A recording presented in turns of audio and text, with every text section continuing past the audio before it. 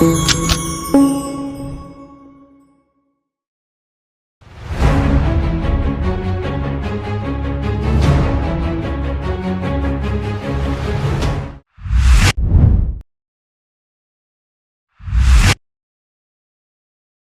suppose I am the last speaker. 2 p.m. lunchtime, last speaker. This is a deadly combination. I remember one incident where, and what little time I had, Chandrasekhar had eaten a part of it by giving such a long introduction, which I feel is wholly unnecessary.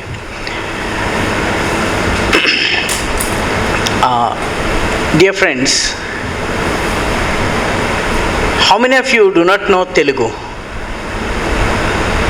Okay, आपको तेलुगु नहीं आती है. अच्छा, how many of you do not know Hindi? Okay, Hindi or English? Telugu. Let's take a vote. I think I am accustomed to speak in Telugu, but then I would switch over to Telugu whenever I find myself falling short speaking in English.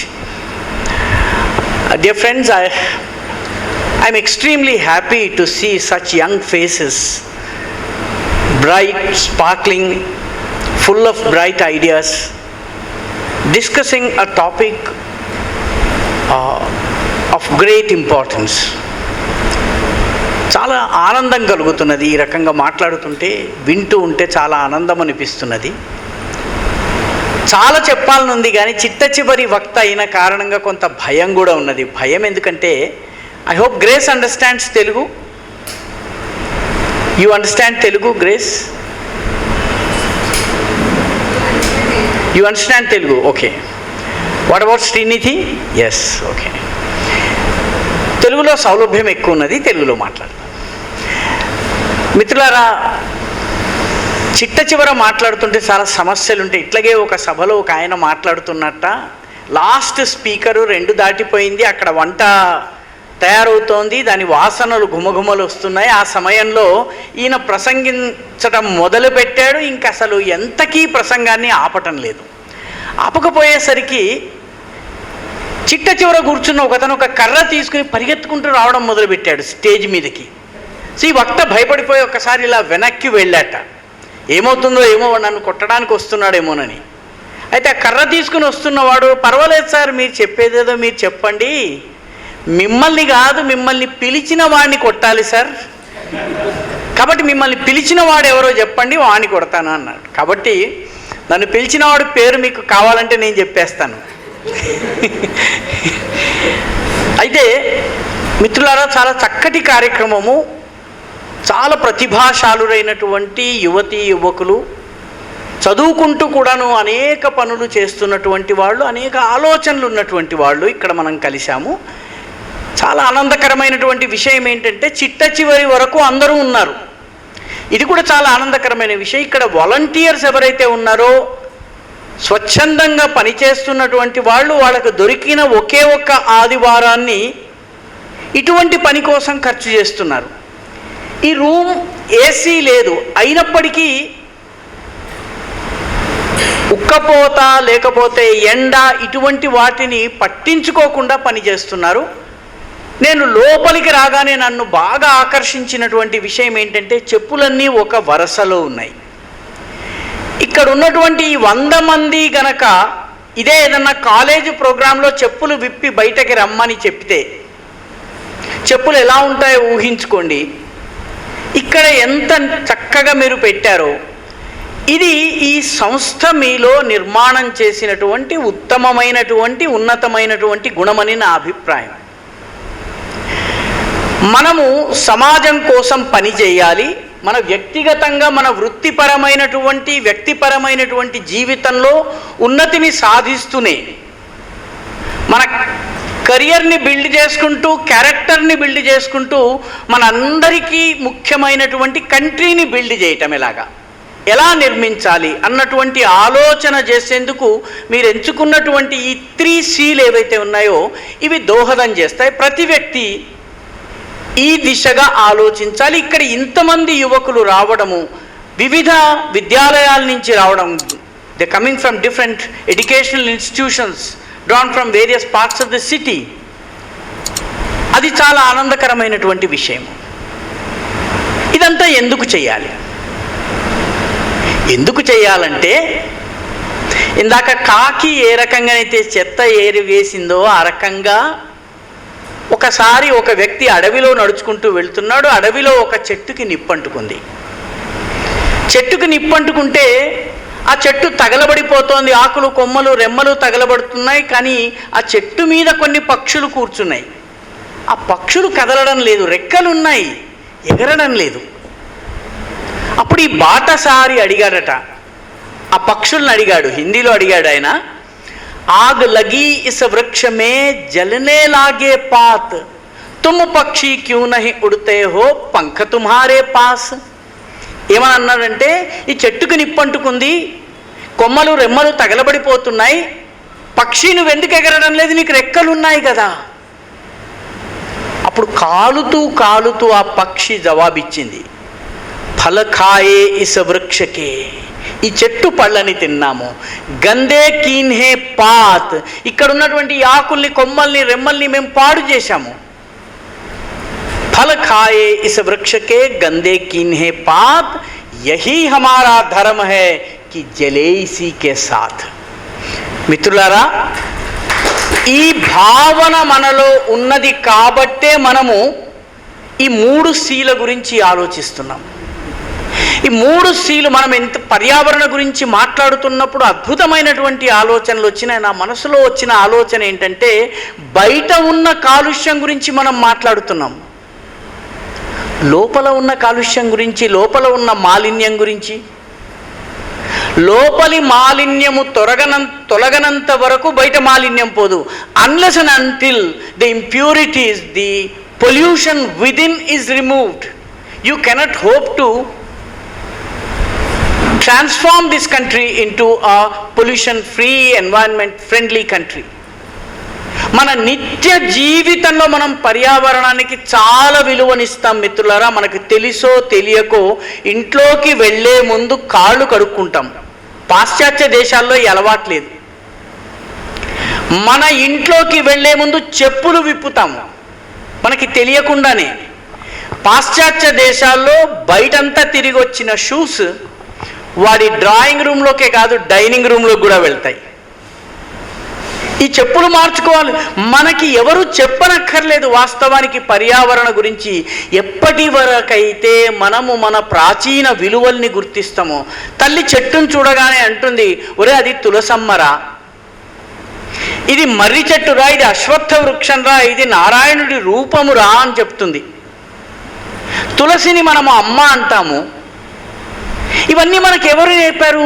మనకి తులసి చెట్టుని గౌరవించాలి, దాన్ని తుంపకూడదు, పాడు చేయకూడదు, దానికి ఒక కోట కట్టాలి, రోజు నీళ్లు పోయాలి, అశ్వత్థ వృక్షం చుట్టూ తాళ్ళు కట్టాలి, దానికి ప్రదక్షిణలు చేయాలి.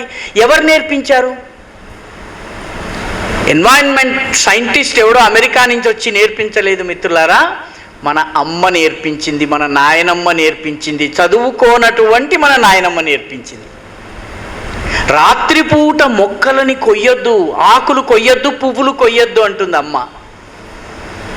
మన నాయనమ్మ రాత్రిపూట చెట్లను కొయ్యొద్దు. ఎందుకు నాయనమ్మ, ఎందుకు కొయ్యకూడదు అంటే, చెట్లు నిద్రపోతాయిరా అంటుంది నాయనమ్మ.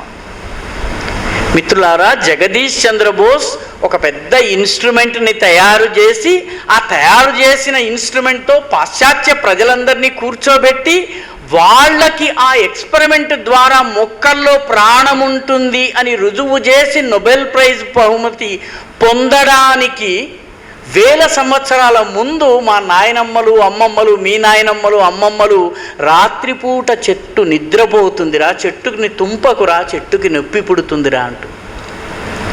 సో పర్యావరణం గురించి కానీ, పరిశుద్ధ్యం గురించి కానీ ఎవరు నేర్పిస్తారు? మన అమ్మ, మన నాయనమ్మ, మన అమ్మమ్మ, మన నాన్నగారు, వీళ్ళు నేర్పించారు. ఈ మధ్య నేను ఒక మాసికము చూడటానికి వెళ్ళాను, చేయడానికి వెళ్ళాను. వాస్తవం చెప్పాలంటే మాసికం అంటే మనిషి చనిపోయిన తర్వాత నెల నెల తద్దినం పెడతారు, తర్వాత ఏడాదికి ఒకసారి పెడతారు. ఆ తద్దినములో 3 పిండాల్ని తయారు చేసి 3 పిండాల్ని ఆ చనిపోయిన వ్యక్తి యొక్క ఆత్మశాంతి కోసము, ఆహారం కోసం తయారు చేయమన్నారు. తో ఆ పురోహితుల వారు 3 పిండాల్ని తయారు చేసే ముందు ఆయన నన్ను అడిగారు ఒక ప్రశ్న. ఏమని అడిగారు తెలుసునండి? అయ్యా, నువ్వు ఈ పిండాన్ని నదిలో వేస్తావా, ఆవుకి పెడతావా, లేకపోతే ఏం చేస్తావు అని అడిగాడు. నేను అన్నాను, లేదండి నదిలో, దీనిలో తేడా ఏముందండి, పిండాలను తీసుకెళ్ళి ఎక్కడన్నా వేయవచ్చును.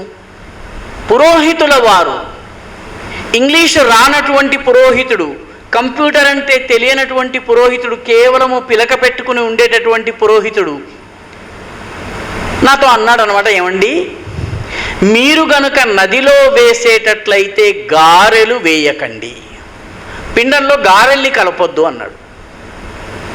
మీరు కనుక ఆవుకి పిండాన్ని పెట్టేటట్లయితే దాని లోపల దర్భలు ఉండకూడదు, పాయసం ఉండకూడదు అన్నాడు.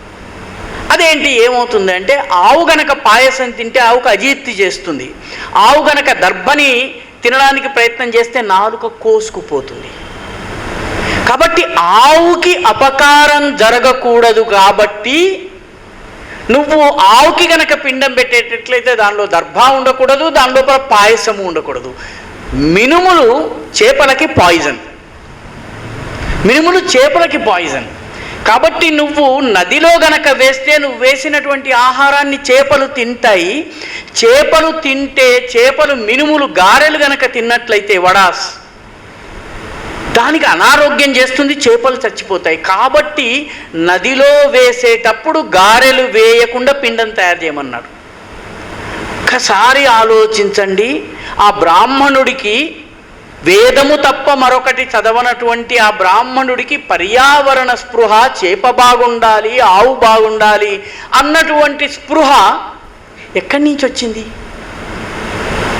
తరతరాలుగా మనకు వచ్చింది. దానిని మనము మరిచిపోయాము. కాబట్టి ఈరోజు శౌచాలయాల్ని ఎలా పరిశుద్ధం చేయాలి, లేకపోతే పర్యావరణాన్ని ఎలా కాపాడాలి అన్నటువంటి బాధ మనకు కలుగుతున్నది. దాని గురించి మనం ఇంత కష్టపడుతున్నాం, ఆలోచిస్తున్నాము.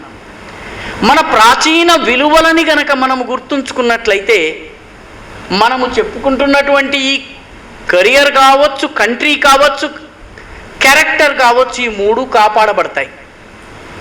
ఈ దేశంలో కలిసి పనిచేయడం అనేది మనకి ఎలా నేర్పించారో ఒక్క ఉదాహరణ మీకు ఇస్తాను. ఎప్పుడైనా మీరు రావణాసురుడి ఫోటో, దుర్గా అమ్మవారి ఫోటో పక్క పక్కన పెట్టుకోండి.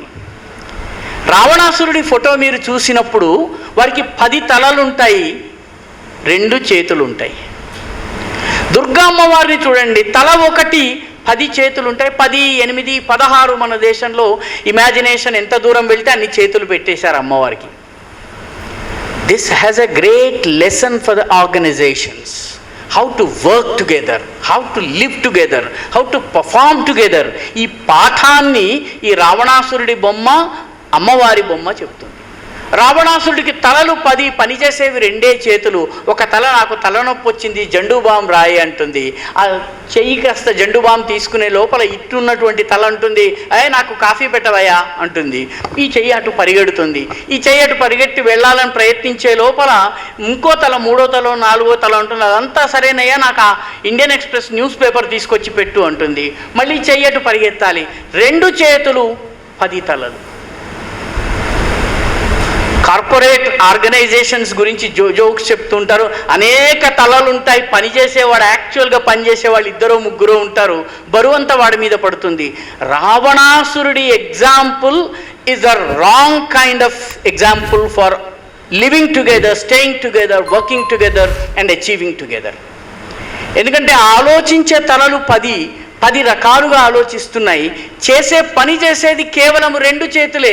అవి అలిసిపోతున్నాయి. ఈ పని చేయాలా, ఆ పని చేయాలా, ఈ పని అందుకోవాలా, ఆ పని అందుకోవాలా తెలియని పరిస్థితి.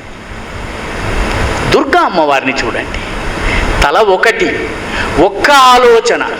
ఈ ఒక్క ఆలోచనను అమలు చేసేందుకు 10 చేతులు ఉన్నాయి. There are 10 hands to do what has been decided by the head of the organisation, or by the thinking heads of the organization, or even by the collective thinking of the people.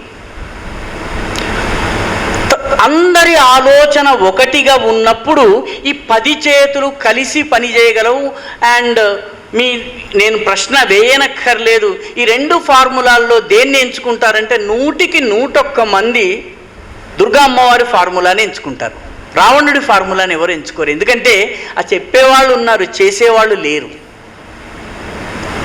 సంస్థలు కానీ సమాజం కానీ నిలబడాలంటే అందరూ కలిసి ఆలోచించాలి. దీనిని వేదాలలో చెప్పారు. వేద is not a religious text. ఎవరికైనా మనసులో వేదం అంటే ఇది హిందువులది అని, హిందూ మతానికి సంబంధించింది అనకు పొరపాటు. వేదంలో చెప్పింది ఏంటంటే సంగచ్చధ్వం సంవదధ్వం సంవో మనాంసి జానతాం దేవాభాగం యథాపూర్వే సంజానానా ఉపాసతే. సమానివ మంత్ర సమానివ ఆకూతి.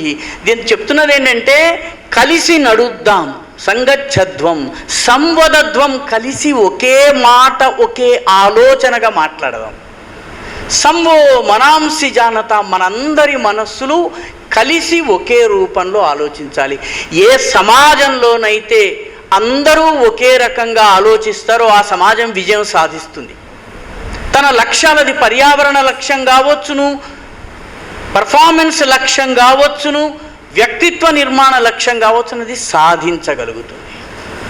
కాబట్టి కలిసి పనిచేయండి అని వేదకాలంలో చెప్పారండి. సింధు నది జలాల పక్కన వేదంలో 10,000 సంవత్సరాల క్రితమో 50,000 సంవత్సరాల క్రితమో చెప్పిన మంత్రం ఈరోజు మనము పాటిస్తున్నాం. మరిచిపోయాం కాబట్టి మళ్ళీ ఫారిన్ వాడు తీసుకొచ్చి మనకి చెప్పేటటువంటి విషయాల్ని వింటున్నాం.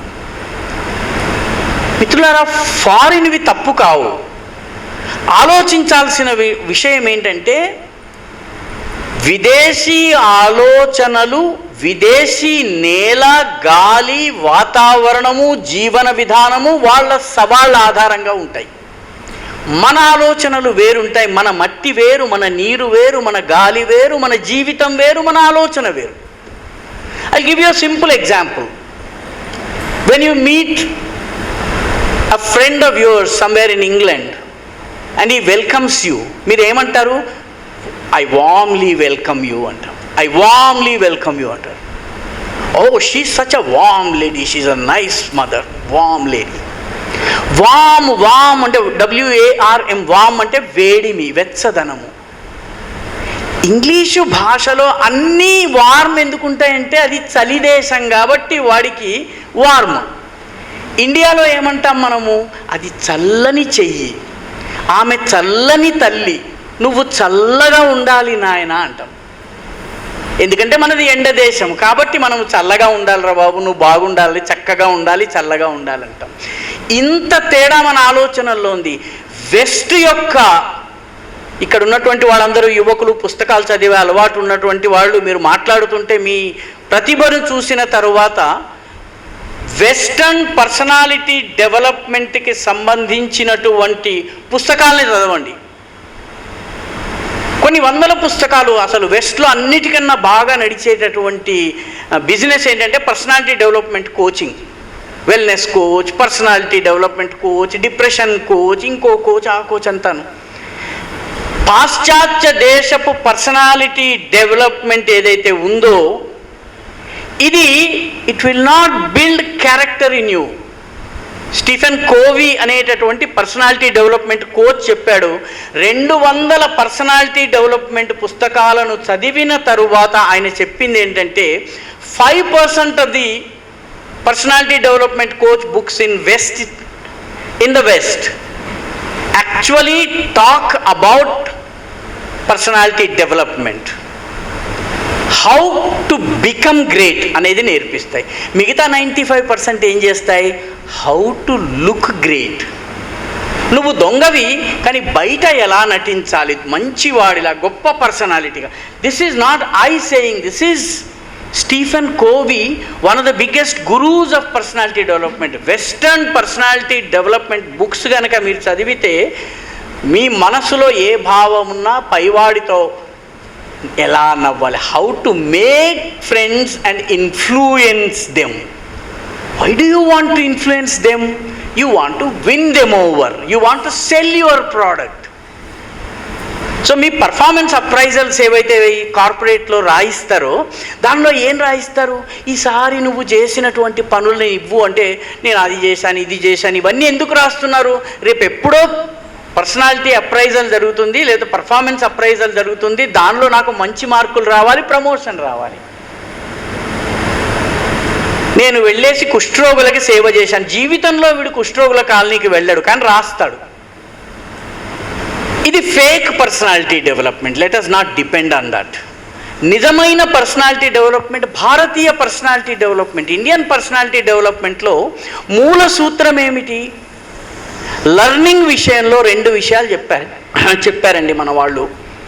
మొట్టమొదటిది, they said learning is a 4-stage process. Learning is a 4-stage process. Acharyat padamadatya. Your teacher teaches you 25% in the classroom. What you learn in the classroom is only 25%. Acharyat padamadatya. Padam ante 25%. పాదం శిష్య స్వమేధయ. శిష్యుని యొక్క, విద్యార్థి యొక్క సొంత మేధస్సు ప్రకారము the other 25% comes. So వారిది నాది ఒకే స్థాయి కాకపోవచ్చు, వారు నాకన్నా మంచి విద్యార్థి కావచ్చు, తొందరగా గ్రాస్ప్ చేయొచ్చు, వారు 25% నేర్చుకుంటారు నాకన్నా ముందు, నేను కొంత ఆలస్యంగా నేర్చుకుంటాను.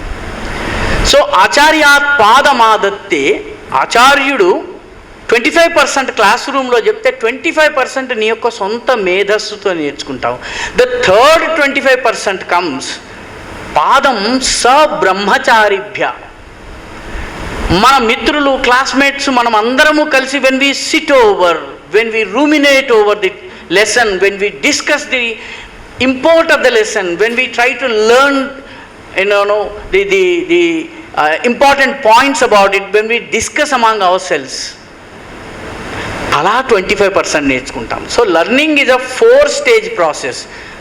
25% క్లాస్ రూమ్లో అయితే 25% నీ సొంత మేధస్సు వల్ల, your own intellect and grasping power వల్ల, 25% నీ మిత్రులతో చర్చించడం వల్ల, టీచర్లతో, మిత్రులతో, తల్లితో, తండ్రితో చర్చించడం వల్ల, మిగతా 25% ఎలా వస్తుంది?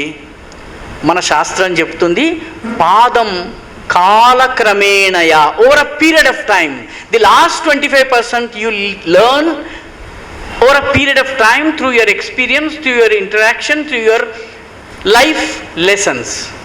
This is Indian way of learning. మనం కోచింగ్లు పెట్టి, రుబ్బేసి, కంఠస్థం చేయించేసి, హడావిడి చేసేసి, పిల్లలు ఆత్మహత్యలు చేసుకునేలా చేసి.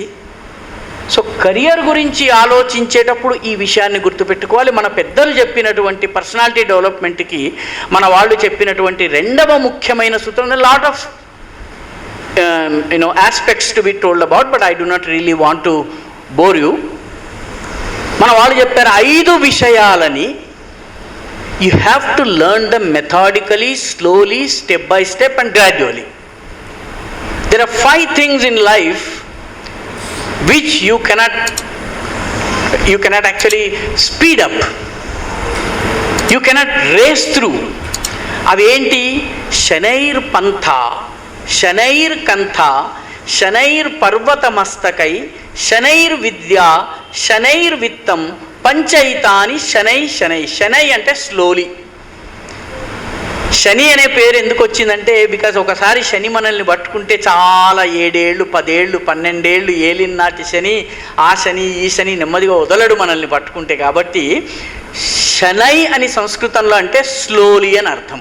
Because Shani moves very slowly, the planet Shani moves very slowly. అందుకని శనై అంటే స్లోలీ. పంథ, ఒక దారిలో వెళ్ళాలనుకోండి, if you want to be a marathon runner, you have to run slowly. If you want to achieve a target, a long-term target, you have to be slow. Shanair pantha, నీ దారిలో నిదానముగా వెళ్ళాలి. తొందరపడితే అలసిపోతావు. శనైర్ కంథ. కంథ అంటే కంబళి నేయడం. మీరు కంబళి అంటే ఈ రోజుల్లో ఎవరికి తెలియదు, మనకంతా రగ్స్ ఇవన్నీ వచ్చేసేసినాయి, దుప్పట్లు వచ్చినాయి. ఇదివరకు కురుమ జాతీయులు కంబళి నేస్తూ ఉండేవారు. పాత తెలంగాణ గ్రామాల్లో మీరు చూస్తూ ఉండవచ్చు. నా ఉన్నిని అతను ఇలా ఇలా ఇలా ఇలా వడుకుతూ ఉంటాడు, దాంతో తయారు చేస్తూ ఉంటారు. గ్రామాలకు చెందిన వాళ్ళకి తెలుసును. కంబళి నేసే ప్రక్రియ అత్యంత స్లోగా జరగాలి, ఎందుకంటే కొద్దిగా చేస్తే చిక్కుపడిపోతుంది. జుట్టు చిక్కుబడిపోయిందని కానీ గట్టిగా దువ్వితే ఊడిపోతుంది. అటువంటిది కంబళి నేసేటప్పుడు జాగ్రత్తగా చేయాలి. It has to be slow, gradual, methodical, systematic and patient. శనైర్ పంథ, శనైర్ కంథ, శనైర్ పర్వతమస్తకై. మీరు కొండ మీదకి ఎక్కాలనుకోండి, పరిగెత్తి ఎక్కకూడదు, నిదానంగా ఎక్కాలి. ఎందుకంటే మీరు కొండ ఎక్కే కొద్దీ ఆక్సిజన్ అవైలబిలిటీ తగ్గుతుంది, అట్మాస్ఫియర్ విల్ బికమ్ రేరిఫైడ్. అందుకనే మీకు దమ్ము వస్తుంది. కొండ ఎక్కే కొద్దీ దమ్ము ఎందుకు వస్తుంది? ఆక్సిజన్ అవైలబిలిటీ తగ్గుతుంది. అందుకని శనైర్ పర్వతమస్తకై. ఆ తరువాత రెండు శనైర్ విద్య, learning should always be methodical, gradual, slow paced. ఉండి తీరాల్సిందే. హడావుడి పడిపోయి రేపు ఎగ్జామ్ ఉంటే ఈరోజు గైడ్ చూసి రాసేస్తే మనం ఫెయిల్ అవుతాం ఖాయం. కాబట్టి శనైర్ విద్య, శనైర్ విత్తం. డబ్బు సంపాదించడం కూడా గ్రాడ్యువల్గా, స్లోగా జరగాల్సిందే. ఈరోజు ఎవడన్నా వర్క్ ఫ్రమ్ హోమ్ ఇస్తాను, నెలకి 40,000 సంపాదించుకునే అవకాశం ఉంది, నువ్వు ముందు 1,00,000 రూపాయలు కట్టు అన్నాడు అనుకోండి, బంగారం తాకట్టు పెట్టి కట్టేస్తున్నారండి ఇంట్లో అమ్మాయిలు. చివరికి ఏమవుతోంది? ఈ 1,00,000 పోయింది, వాడు ఇచ్చేటటువంటి 40,000 రాలేదు.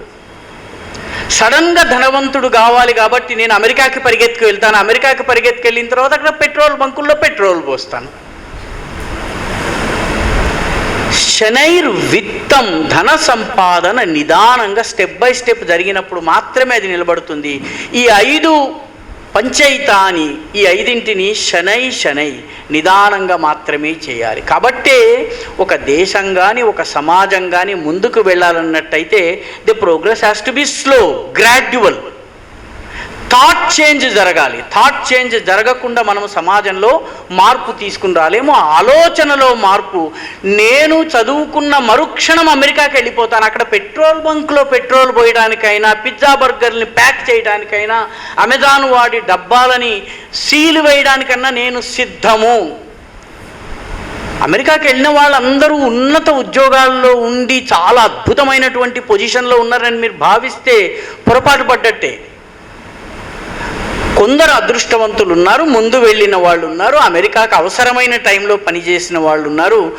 వాడు చేయగలిగే పని పిజ్జాలను డెలివర్ చేసేది, ఆ ఉద్యోగం మీరు కొట్టేయడానికి వెళ్తున్నారు. దాంతో ఏం జరుగుతుంది? అక్కడ అక్కడ $1, ఇక్కడ 80 రూపాయలు 90 రూపాయలు కావచ్చును. అక్కడి నుంచి ఇక్కడ దిగేటప్పుడు మీ సూట్ కేసు మీద ఉన్నటువంటి వాడు ఎయిర్పోర్ట్ వాడు వేసినటువంటి స్ట్రిప్ని గర్వంగా మీరు చూపించుకోవచ్చును. శనైర్ విత్తం.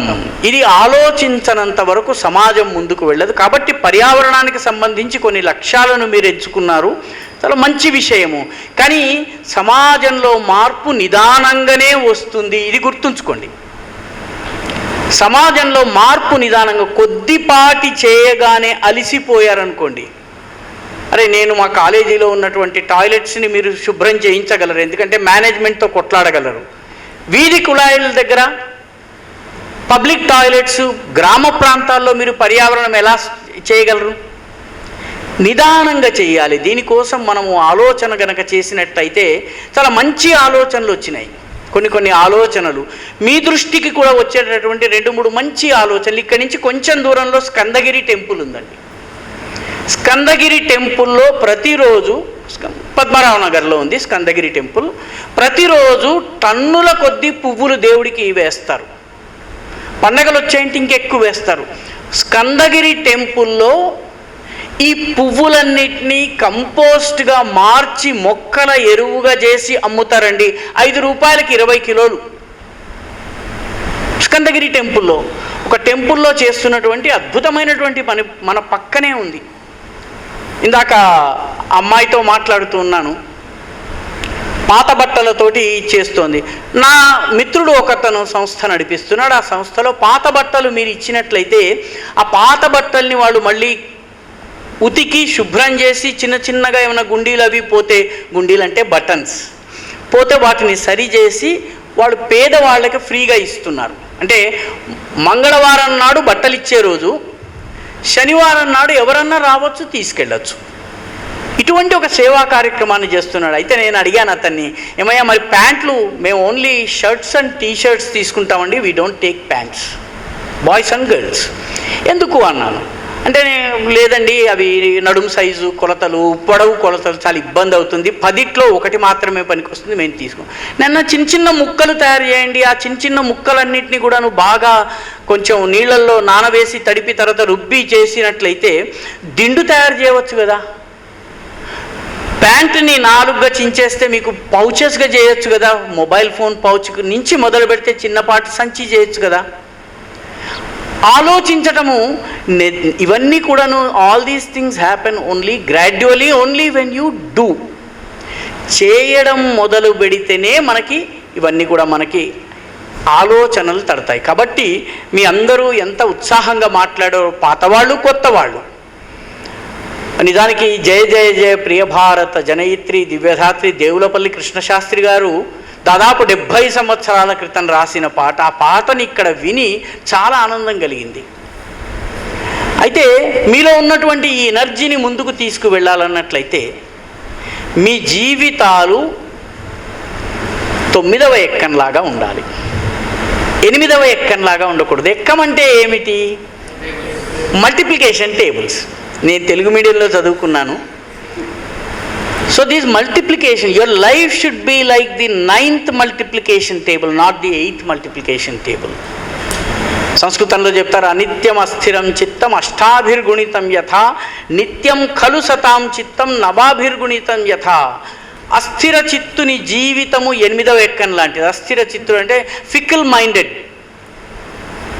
The life of a fickle-minded person is like the 8th multiplication table. 8 1 8, 8 2 16, 8 1s are 8, 8 2s are 16, 1 6, 1 plus 6 is 7. 8 3 24, 2 plus 4 6, 8 4 32, 3 plus 2 5, 8 5 44 plus 0 4. ఏం జరుగుతోంది? 8 7 6 5 4 3 2 1 0. చాలా ఉత్సాహంగా ప్రారంభించాము, చాలా ఆనందంగా హడావిడిగా మొదలుపెట్టాము. 2వ రోజు సరేలే రేపు చేద్దాం, ఇవాళ రెస్ట్ తీసుకుందాం. 3వ రోజు పలానా అల్లు అర్జున్ సినిమా వచ్చింది, దాని తర్వాత చూద్దాము. 4వ రోజు ఎగ్జామ్స్ వస్తున్నాయి, ఈ పనిని పక్కన పెడదాము. ఇలా గ్రాడ్యువల్గా 8వ ఎక్కంలాగా అనిత్యం అస్థిరం చిత్తం అష్టాభిర్గుణితం యథా. 8వ ఎక్కంలాగా ఉండకూడదు. 8 1 8, 8 2 16, 1 + 6 7, 8 3 24, 2 + 4 6, 8 7 6 5 4 3 2 1 0.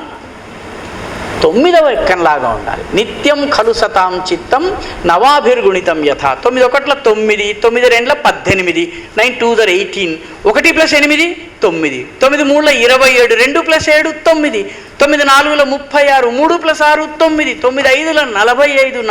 5 9,